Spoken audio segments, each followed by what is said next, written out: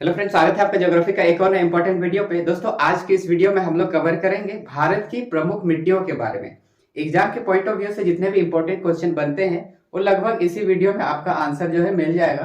तो चलिए वीडियो को शुरू करते हैं।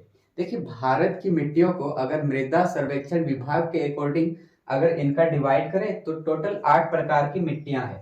कौन कौन सी मिट्टियां हम लोग पढ़ेंगे इस वीडियो में? तो पहला है जलोढ़ मिट्टी, फिर काली मिट्टी, लाल मिट्टी, पर्वतीय मरुस्थलीय मिट्टी, लेटेराइट मिट्टी, और फिर जो हम लोग पढ़ेंगे मरुस्थलीय अथवा रेतीली मिट्टी, खासकर रेतीली मिट्टी हम लोग पढ़ेंगे।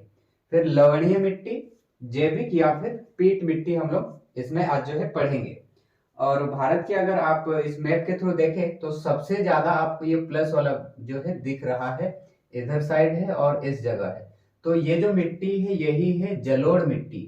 तो ये वाला मिट्टी है जलोढ़।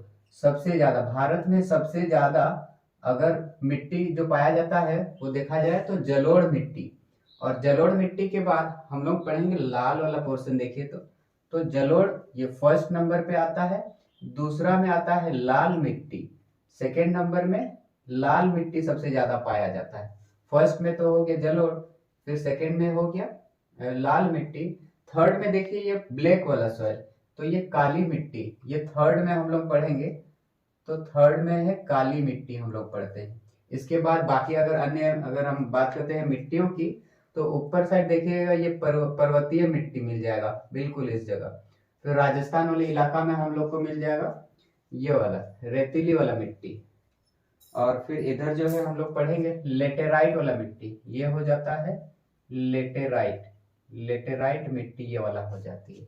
तो एक एक करके हम लोग इस वीडियो में समझेंगे। तो सबसे पहले जो फर्स्ट में सबसे ज्यादा पाया जाता है जलोढ़ मिट्टी। बिल्कुल देखिए इसका लोकेशन देखिए, पंजाब से लेकर यहाँ तक हम पढ़ेंगे, पंजाब से फिर असम वाला पार्ट तक जाता है। तो जलोढ़ मिट्टी, इस मिट्टी को एग्जाम में पूछा गया हुआ है। इस मिट्टी को या फिर बोला जाएगा कौन सी मिट्टी को, दोमट मिट्टी के नाम से जाना जाता है। तो याद रखिएगा जलोढ़ मिट्टी को ही बोला जाता है दोमट मिट्टी, या इसको और भी बोला जाता है कछारी मिट्टी। दोमट मिट्टी या कछारी मिट्टी किसे कहा जाता है? तो जलोढ़ मिट्टी को कहा जाता है। ये सबसे उपजाऊ मिट्टी है, सबसे उपजाऊ मिट्टी। और ओवरऑल भारत में देखा जाए तो लगभग 43% जो है पाया जाता है जलोढ़ मिट्टी। पंजाब से लेकर असम तक देखिए, पंजाब से लेकर असम तक। और नदी में अगर देखें तो नर्मदा, महानदी, कृष्णा, गोदावरी, इन नदियों के घाटियों तक जो है इसका विस्तार है।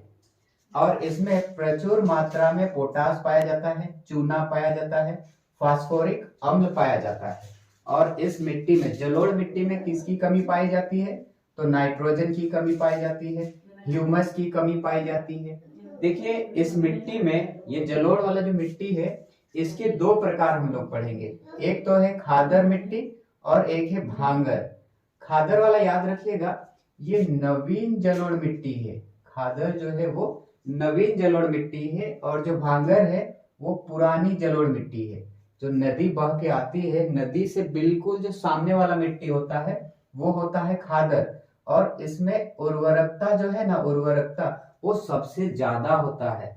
और भांगर वाला उस नदी से थोड़ी दूर पे होती है, इस कारण से उसकी जो उर्वरकता है वो खादर के कंपैरिजन में थोड़ा सा कम होता है। तो याद रखिएगा इसको, मतलब कभी कभी कंफ्यूजन हो जाती है स्टूडेंट को। खादर की जगह हम लोग याद कर लेते हैं पुरानी जलोढ़ मिट्टी, और भांगर की जगह नवीन हम लोग बोल देते हैं। तो ऐसे बोलिएगा, हम लोग जो पुरानी चीजें होती है, पुरानी चीजों को हम लोग भांगर बोलते हैं, भांगर के वहां बेच देते हैं। तो भांगर मतलब पुराना, याद रखिएगा। खादर नवीन जलोढ़ मिट्टी होती है। और इसमें भी याद रखिएगा जो खादर है नवीन जलोढ़ मिट्टी है, इस नवीन जलोढ़ मिट्टी में कौन कौन सी फसलें जो है उगाई जाती है खास तौर पे? तो याद रखिएगा चावल, गेहूं, गन्ना, सब्जी, ये प्रमुख जो फसलें हैं वो उगाई जाती है खादर इस मिट्टी में। और भांगर वाला में याद रखिएगा ये चावल, गेहूं, गन्ना, सब्जी ये सब तो उगाया जाता ही है, साथ ही जौ, तिलहन, दलहन ये फसलें भी उगाई जाती है इस भांगर वाले में। तो हम लोग खादर वाला, सॉरी जलोढ़ वाला हम लोग समझ गए ये वाला। और इसकी कितना मैंने बोला था, 43% के करीब होता है, सबसे ज्यादा भारत में पाया जाता है। सेकेंड नंबर में है काली मिट्टी। देखिए काली मिट्टी का लोकेशन इस तरह से, इसका विस्तार इस जगह है। काली मिट्टी वाला में याद रखिएगा, इस मिट्टी को किन नामों से जाना जाता है? तो काली मिट्टी को रेगुर मिट्टी के नाम से जाना जाता है, कपास की मिट्टी के नाम से जाना जाता है, लावा मिट्टी के नाम से जाना जाता है, ट्रॉपिकल ब्लैक अर्थ इस नाम से जाना जाता है काली मिट्टी को। ये जो ब्लैक कलर में मैंने कलर किया हुआ है, तो याद रखिएगा काली मिट्टी को किन किन नामों से जाना जाता है। ओवरऑल इंडिया में देखा जाए तो लगभग मैं बोल रहा हूँ ये 15% के करीब जो है आपको मिल जाएगा काली मिट्टी। और इसका जो निर्माण है, याद रखिए ये बहुत ज्यादा इंपॉर्टेंट हो जाती है कि ये जो काली मिट्टी है, इस मिट्टी का निर्माण कैसे हुआ है? तो इसका निर्माण ज्वालामुखी के विस्फोट से जो लावा निकला है, वही लावा जब जम जाती है तो उसके फलस्वरूप ही इस मिट्टी का जो है निर्माण होती है। तो काली मिट्टी याद रखिएगा, ये ज्वालामुखी के विस्फोट के थ्रू जो है जमने के बाद जो है इसका निर्माण होती है। और जब इस मिट्टी में जब बारिश होती है, जब वर्षा होती है, तो ये मिट्टी चिपचिपी हो जाती है, चिपचिपा हो जाता है। और जब ये मिट्टी जब सूख जाती है तो लोहे के समान कठोर हो जाता है, इतना हार्ड हो जाता है। ये काली मिट्टी कहाँ कहाँ पाया जाता है? तो याद रखिएगा महाराष्ट्र वाला पोर्शन में, गुजरात में मिल जाएगा, मध्य प्रदेश, कर्नाटक, फिर आंध्र प्रदेश, इसके जो है आसपास मिल जाती है काली मिट्टी। और ये मिट्टी को हमने बोला था कि कपास की मिट्टी भी बोला जाता है इस मिट्टी को। और इसको इसीलिए बोला जाता है क्योंकि इस मिट्टी में बहुत अधिक मात्रा में जो है कपास की खेती होती है। तो इसके जो प्रमुख फसल होंगे वो कपास है, ज्वार, मक्का, दलहन, संतरे, खट्टे फल इस मिट्टी पे जो, ऐसा नहीं है कि जरूरी नहीं है कि यही फसल जो है लगाएंगे तभी होगा। अब दूसरे अगर फसल को भी लगाएंगे तो भी वो फसलें होंगी, लेकिन कहीं ना कहीं इस जो मिट्टी है, इस मिट्टी की उर्वरकता के अकॉर्डिंग ये फसलें जो है बेहतर उपज होती है। तो इसीलिए जो है हम लोग ज्यादा मात्रा में इसको लगाते हैं। थर्ड में हम लोग पढ़ते हैं लाल वाला मिट्टी। लाल वाला मिट्टी है तो सेकंड में मैंने बोला था सबसे ज्यादा जलोढ़ मिट्टी है, उसके बाद लाल मिट्टी है, फिर काली मिट्टी। हमने जलोढ़ समझ लिया, काला वाला मिट्टी समझ लिया, अब लाल वाला हम लोग समझते हैं। जो लाल मिट्टी है, ये लाल मिट्टी ओवरऑल अगर इंडिया में देखें तो ये लगभग 18% के करीब है। ये लाल मिट्टी में देखिए, याद रखिएगा इन लाल मिट्टी, इनका याद रखिएगा लोहे की मात्रा जो है इसमें ज्यादा होती है और ये चट्टानों पर जो है विकसित होती है। वर्षा जब होती है तो जंग लगने के कारण इनका जो है रंग लाल हो जाता है, लेकिन एक्चुअल में देखा जाए तो लाल मिट्टी का जो रंग लाल है उसका एक्चुअल रीजन है फेरिक ऑक्साइड। फेरिक ऑक्साइड के कारण जो है इस मिट्टी का कलर लाल होता है। और लाल मिट्टी का विस्तार देखिए कहाँ कहाँ पर है, आपको आंध्र प्रदेश में मिल जाएगा, अरुणाचल प्रदेश, छत्तीसगढ़, फिर झारखंड में, कर्नाटक, केरल, फिर एमपी, मेघालय, मिजोरम, नागालैंड, उड़ीसा और तमिलनाडु, इसके जो है आसपास आपको मिल जाएगी लाल मिट्टी वाला। तो लाल मिट्टी हम लोगों ने समझा। याद रखिएगा, मैं फिर बोल रहा हूँ, सबसे ज्यादा पाया जाता है जलोढ़ मिट्टी, सबसे ज्यादा जलोढ़ वाला मिट्टी। और जलोढ़ मिट्टी के बाद पाया जाता है सेकेंड नंबर वाला मैंने बोला था लाल मिट्टी, और फिर काली वाला मिट्टी, काली मिट्टी। तो ये तीसरा याद रखिएगा। अब इसके बाद हम लोग जो इम्पोर्टेंट है बाकी के जो मिट्टियां हैं उनको पढ़ते हैं। सबसे पहले पढ़ते हैं पर्वतीय मरुस्थली। पर्वतीय मिट्टी में ये वाला जो ऊपर वाला आप सेक्शन देख रहे हैं यही वाला है पर्वतीय मिट्टी। तो यही वाला है पर्वतीय भाग वाला मिट्टी। तो पर्वतीय मिट्टी में हम लोग पढ़ेंगे कि अरावली पर्वत और शुष्क मरुस्थल के जो ऊंचे भाग है उन ऊंचे भागों में ही पाया जाता है ये पर्वतीय मरुस्थली मिट्टी। और बाजरे हो गया, दलहन हो गया, तिलहन, इनकी जो है फसल प्रमुख रूप से किया जाता है इस पर्वतीय भाग वाले पर्वतीय मिट्टियों में। ओवरऑल भारत में देखें तो लगभग 5% जो मिट्टियां हैं वो पर्वतीय मरुस्थली मिट्टी है, पर्वतीय वाला। इसके बाद हम लोग पढ़ेंगे लेटेराइट मिट्टी। ये नीचे वाला देखिए, ये नीचे वाला लेटेराइट मिट्टी है। और लेटेराइट मिट्टी को ही बोला जाता है मखरली मिट्टी भी, मखरली मिट्टी भी इसको बोला जाता है। ये लगभग 4% के करीब जो है पाया जाता है लेटेराइट मिट्टी। इस मिट्टी की खासियत याद रखिएगा, इसमें ह्यूमस की कमी होती है, आयरन ऑक्साइड की मात्रा बहुत अधिक होती है। ऊटी हो गया, वेस्ट बंगाल, फिर आंध्र प्रदेश, छत्तीसगढ़, झारखंड, तमिलनाडु, केरल, इनमें पाया जाता है। ये भी याद रखिएगा, भारत है तो बिल्कुल बीचों बीच में कर्क रेखा, तो कर्क रेखा और मकर रेखा के बीच में ही पाया जाता है ये लेटेराइट मिट्टी।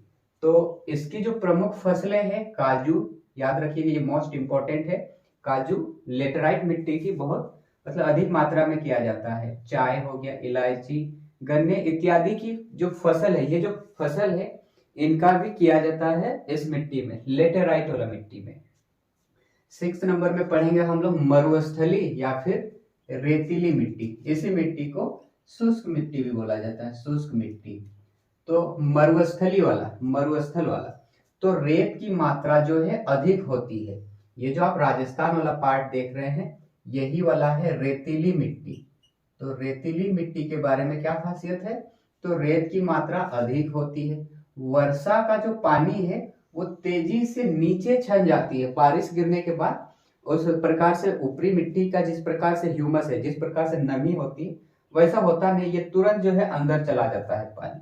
राजस्थान हो गया, गुजरात, फिर हरियाणा का पश्चिम भाग, ये राजस्थान वाला में, फिर गुजरात का थोड़ा सा पार्ट, और फिर हरियाणा का पश्चिमी भाग जो है टच करता है, पश्चिमी भाग में पाया जाता है मरुस्थल वाला रेतीली मिट्टी पाया जाता है।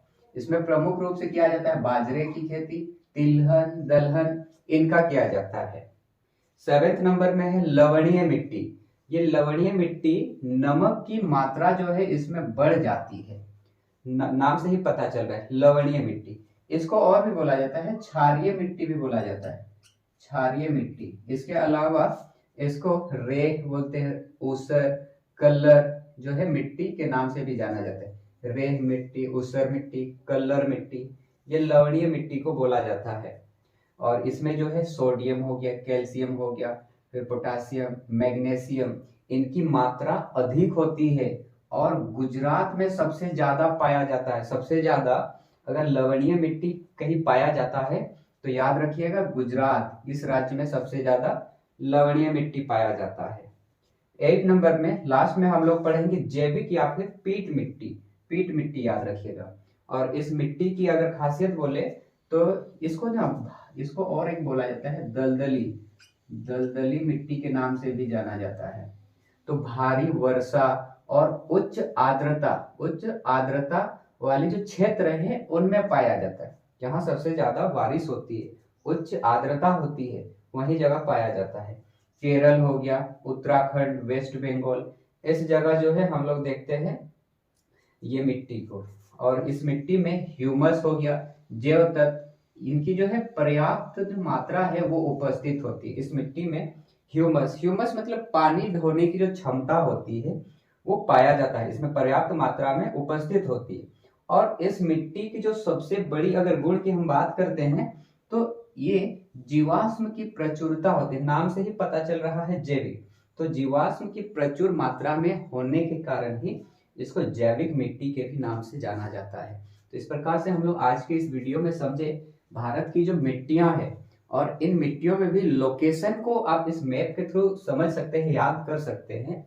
लेकिन इसमें जो सबसे ज्यादा इंपॉर्टेंट क्वेश्चन पूछा जाता है एग्जाम्स में वो ये कि इन मिट्टियों में किस प्रकार की फसल जो है प्रमुख रूप से किया जाता है, और इन मिट्टियों की जो अन्य नाम है वो सबसे ज्यादा इंपॉर्टेंट होती है। तो मैंने बोल दिया था जलोढ़ मिट्टी को और किन नामों से जाना जाता है, काली मिट्टी वाला भी हम लोगों ने समझा, फिर बाकी के जो अन्य इंपॉर्टेंट वाला है इसको हम लोग समझे। तो इस वीडियो को 1-2 बार देख के जो है अपनी जो डाउट्स है और इस पर जो पकड़ है वो अच्छे से बना लीजिए। तो आई होप आपको आज का ये वीडियो मजेदार लगा होगा। इसी तरह का वीडियो के लिए इस चैनल से जुड़े रहेंगे और मिलते हैं इसी तरह का किसी अगला मजेदार वीडियो में। Thank you.